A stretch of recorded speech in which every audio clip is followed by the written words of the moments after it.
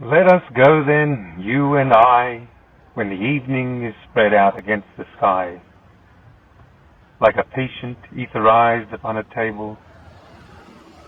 Let us go through certain half-deserted streets, the muttering retreats, restless nights in one-night cheap hotels, and sawdust restaurants with oyster shells. Streets that follow like a tedious argument of insidious intent to lead you to an overwhelming question. Oh, do not ask, what is it? Let us go and make our visit. In the room the women come and go, talking of Michelangelo. The yellow fog that rubs its back upon the window panes, the yellow smoke that rubs its muzzle on the window panes, licked its tongue into the corners of the evening, lingered upon the pools that stand in drains, that fall upon its back the soot that falls from chimneys, slipped by the terrace, made a sudden leap, and seeing that it was a soft October night cold once about the house, and fell asleep. And indeed there will be time for the yellow smoke that slides along the street, rubbing its back upon the window panes. There will be time to prepare a face to meet the faces that you meet. There will be time to murder and create, and time for all the works and days of hands that lift and drop a question on your plate. Time for you, and time for me, and time yet for 100 indecisions, and for 100 visions and revisions before the taking of a toast and tea. In the room the women come and go, talking of Michelangelo.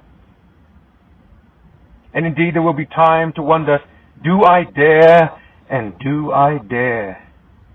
Time to turn back and descend the stair with a bald spot in the middle of my hair. They will say, how his hair is growing thin. My morning coat, my collar mounting firmly to the chin, my necktie rich and mopped but asserted by a simple pin.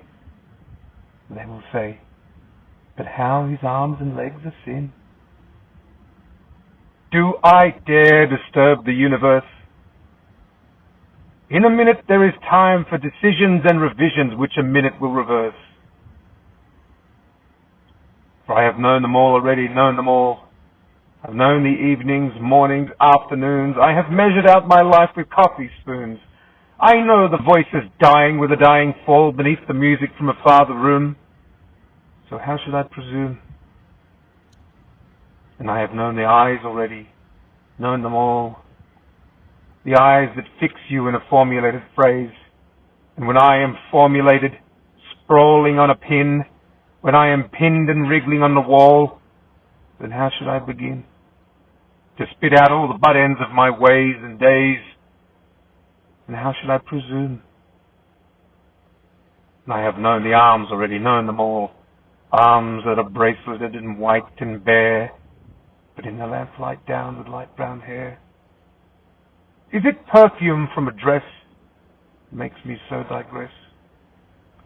Arms that lie along a table or wrap about a shawl. And should I then presume? And how shall I begin? Shall I say, I have gone at dusk through narrow streets and watched the smoke that rises from the pipes of lonely men in shirt sleeves leaning out of windows? I should have been a pair of ragged claws scuttling across the floors of silent seas.